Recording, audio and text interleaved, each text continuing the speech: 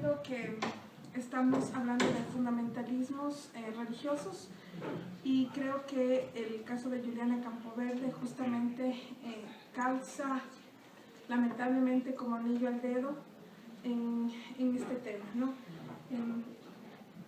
Quiero entonces contarles la historia de Juliana para que ustedes se den cuenta que el título que se ha puesto Juliana Campoverde, una historia de abusos, efectivamente es la representación más real de lo que un abuso del poder religioso puede hacer en la vida de una mujer. Entonces, ¿sí está? Perfecto, gracias. Quisiera contarles más bien, no desde el aspecto jurídico, sino que lo que vamos a hacer es un análisis justamente desde lo religioso, desde lo teológico y desde la estructura en la que Juliana creció y falleció. La estructura eclesial en la que Juliana estuvo se trata de una iglesia del Evangelio Cuadrangular. Es una filial llamada Oasis de Esperanza. Se encuentra situada en la Biloxi, al sur de Quito. Este terreno era de propiedad de la iglesia del Evangelio Cuadrangular, que es propia de Guayaquil. Sin embargo, ellos levantaron fondos, tanto nacionales, y el señor Patricio C., que es el padre del procesado, puso incluso dineros de su jubilación, que era el empleado de la empresa eléctrica, y puso dineros y realizó la construcción de la iglesia como tal. Esta iglesia nace en cerca del año 2002 y empieza a funcionar bajo la cobertura del Evangelio Cuadrangular. Sin embargo, ellos entre el año 2009 y 2010 empiezan a alejarse un poco de su denominación, lo que se llama, y empiezan a dar indicios de querer independizarse. Es decir, no quieren estar bajo la estructura de la Iglesia del Evangelio Cuadrangular, empiezan a dejar de aportar, de ir a las asambleas, entonces a desligarse un poco de esta iglesia. No estaba cumpliendo con sus donaciones voluntarias que ellos dan anualmente. ¿Cómo estaba estructurada la Iglesia del Evangelio Cuadrangular? Había una familia que se encontraba a cargo de esta iglesia, una familia pastoral, como se llama. El pastor principal era Patricio C., el patriarca. Él era el pastor principal y junto con su esposa fueron ordenados y son los únicos y legítimos pastores del Evangelio Cuadrangular. Abajo de él se encontraba el copastor, que es el señor Jonathan C., que era el pastor de jóvenes, y después era el copastor, ¿sí? Entonces, después del pastor principal viene el copastor. Igualmente fue ordenado con su esposa. Vamos más adelante a conversar de cómo fue la ordenación de este autoproclamado pastor. Después viene en jerarquía el pastor asistente, que era otro de los hijos de la familia Carrillo, era el pastor de la alabanza, en cambio, ¿sí? Entonces él estaba a cargo del ministerio, quien dirigía este ministerio, quien ordenaba quién canta, quién no canta, ¿sí? Esta era la estructura. La figura pastoral, ¿qué representaba el pastor dentro de esta congregación? Era la autoridad máxima, por él pasaban todas las decisiones, él tenía un control absoluto sobre los feligreses, tanto adultos como niños. ¿Y por qué digo que tenía un control? Ellos iban verificando quiénes iban todos los miércoles a las células, los sábados y los domingos a la iglesia, y si faltaban, ellos se encargaban de llamar, de ir hasta tu negocio, hasta tu casa y preguntarte por qué dejaste de ir. Entonces, había un excesivo control. Este control obviamente era una visitación, pero con el objetivo de saber a dónde, por qué no estás ofrendando, por qué estás dejando de ser fiel a la iglesia, de preguntar en qué te hallas tu vida, qué decisiones estás tomando, en fin. Él era el mediador entre Dios y el feligrés, porque ellos tenían visiones. Dios solo se les revelaba las visiones a ellos. no se les revelaba a las personas, sino se les revelaba al pastor, y el pastor comunicaba la revelación que tuvo, cualquiera que ésta sea. Porque solo él puede entender la voluntad de Dios. Los feligreses no están en ese nivel de entender la voluntad de Dios. Era un referente moral, por ello impone las políticas. Entonces era una familia aparentemente pulcra, constituida entre los padres que eran los patriarcas, los hijos que también estaban casados y que también estaban dedicados a los ministerios distribuidos en su casa. Después de eso, entonces ellos ponían con quién Juliana podía tener novio, si podía primero tener novio, y si es que lo iba a tener, a partir de qué edad podía tener, y si es que ya, porque después ya cumplió los 18 años, pero después ya fue, él no es la voluntad de Dios que estés con él. Tienes que casarte con el hijo del pastor, el hijo soltero del pastor principal. Entonces, ¿esto cómo se hacía entonces? ¿A través de qué mecanismos? De la consejería espiritual, ¿sí? Era una consejería que estaba basada principalmente, obviamente, en encaminar todas las decisiones de Juliana a lo que el pastor quería, haciendo uso de versículos bíblicos de manera textual, y principalmente ya vamos a hacer el análisis de cómo ellos utilizaban la Biblia para la manipulación. Les dije que vamos a hablar de la ordenación pastoral de Jonathan C. Él, como les dije, esta iglesia pertenecía a la iglesia del Evangelio Cuadrangular. El padre, el patriarca, envía una petición por el año 2009 a la iglesia del Evangelio Cuadrangular, solicitándoles que necesita un copastor, un pastor asistente, y que necesita que le nombren como pastor a sus 2 hijos. La iglesia del Evangelio Cuadrangular recibe esta petición y ellos les dicen, a ver, sus hijos no reúnen con los requisitos del Evangelio Cuadrangular, ellos no se han formado en el seminario del Evangelio Cuadrangular, que es de acá en Guayaquil, que es que dura 3 años esta formación, y a pesar de que tenía recomendaciones, nosotros no le conocemos, sabemos que son sus hijos, pero no le podemos ordenar como pastor.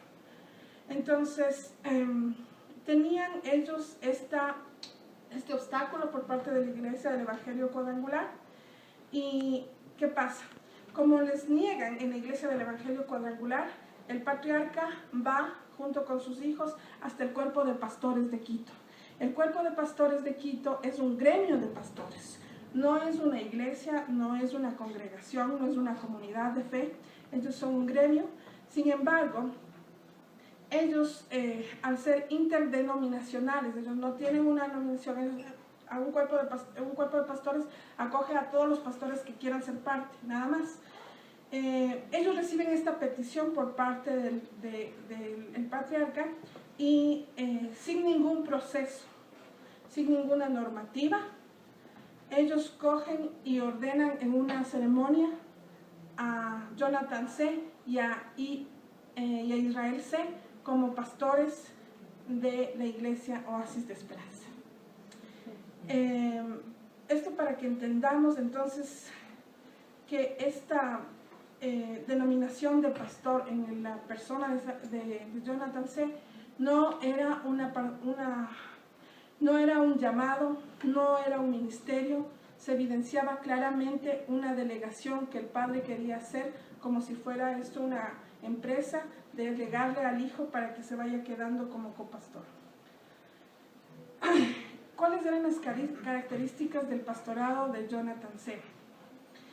Era una persona con autoridad plena y máxima en todas las áreas de vida de toda la congregación. Me olvidaba de decirles que en el manejo y control económico, incluso los niños se encontraban en control. ¿Por qué? Todas las personas, tú entrabas a la iglesia y tenías en una pizarra los nombres de los feligreses para que pongan el diezmo, incluidos los niños. A los niños se les decía que de su mesada y de su colación ellos también tenían que ahorrar y dar el diezmo.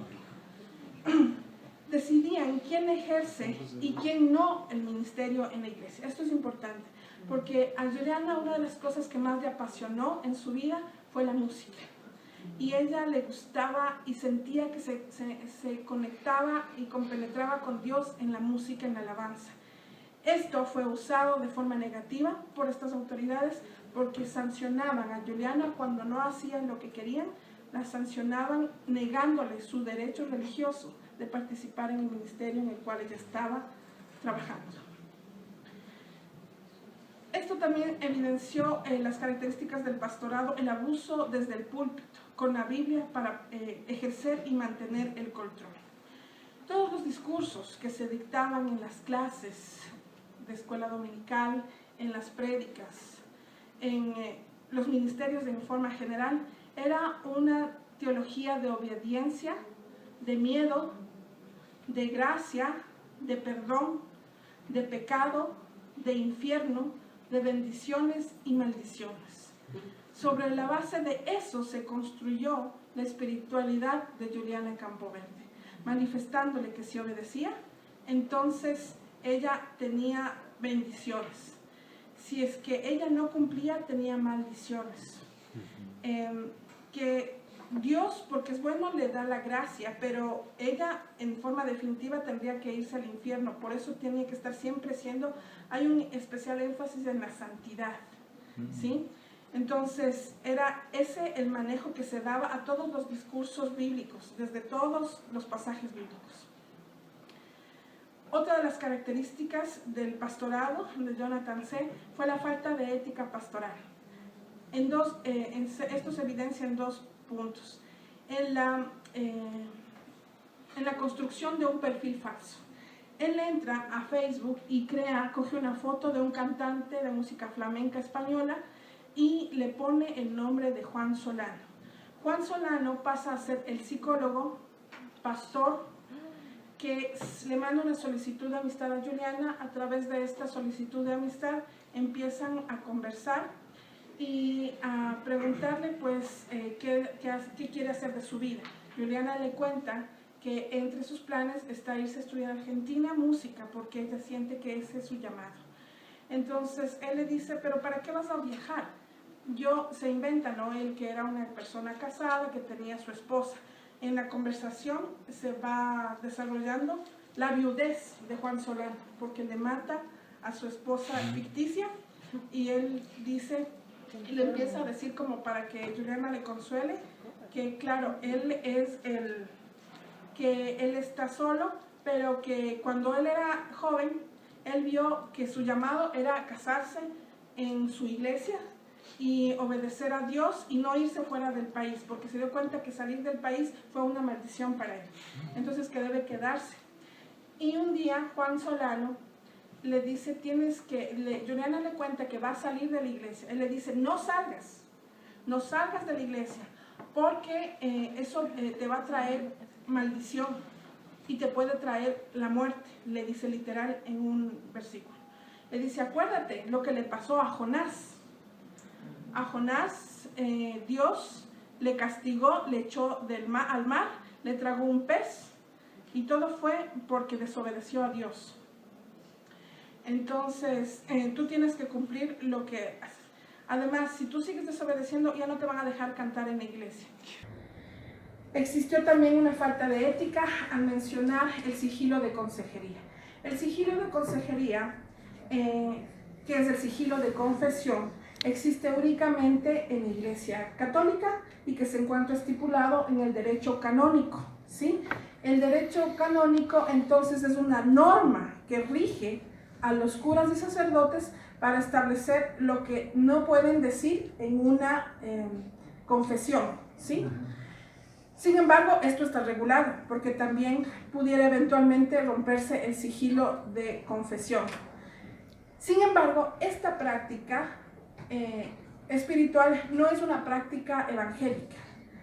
Los evangélicos no tienen en su tradición o en su práctica pastoral ningún sigilo. Lo que tienen es la reserva dentro de la consejería, de que si yo voy y te cuento algo para que me ayudes o que oras por mí, tú no vas a coger y contarle a la congregación, pero eso es otra cosa. Hablar de hechos. ¿Para qué utilizó el sigilo de consejería Jonathan C.? Jonathan C. utilizó el sigilo de consejería para, dentro de sus múltiples pistas falsas que dio a la fiscalía, informar que Juliana Campoverde había ido a su lugar de trabajo y que ahí había solicitado que le preste la laptop y que desde su laptop del Instituto de Meritocracia envió un mensaje de Facebook y actualizó su estado, y en el cual se despedía y decía que iba a hacer su vida. Entonces, ¿por qué dijo esta pista falsa? Porque los investigadores estaban sobre las pistas del IP que arrojó este cambio de estado en el Facebook de Juliana Campoverde. Entonces él aparece nuevamente con los salvadores, el cuerpo de pastores, y le dicen al presidente del cuerpo de pastores: señor presidente, necesito que me firme este documento porque con el levantamiento de sigilo de consejería que usted me dé, voy a poder ir a revelar a la fiscalía lo que Juliana me pidió que no revele. Y le dice: ¿pero qué es eso? Y le dice: eso es algo para ayudar a Juliana Campoverde. Y ellos le dicen: bueno, te firmo. Y firman el certificado de levantamiento de consejería, que no existe en ninguna tradición evangélica. Con ese certificado, él justificó por cerca de 4 o 5 años el hecho de no haber informado a las autoridades que Juliana Campoverde apareció el 9 de julio en su oficina. Hecho que nunca sucedió porque Juliana Campoverde a esa fecha ya estaba muerta.